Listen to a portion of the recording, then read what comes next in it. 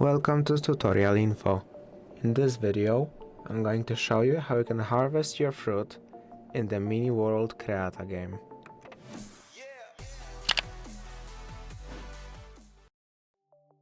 You can see your fruit in your own profile, which you can get to by tapping on the profile icon of your on the main menu, then tapping on fruit. In here, as you can see your fruit. You can harvest it if it's available. You can activate the free one, which will start a timer. You can try using the free speed up for, of course, watching an ad, or by using the points.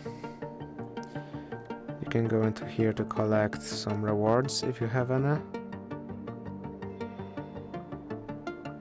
Just look through, and then you can, of course, exit by tapping on the X icon. If this video helped you, please consider subscribing, leave a like and a comment down below.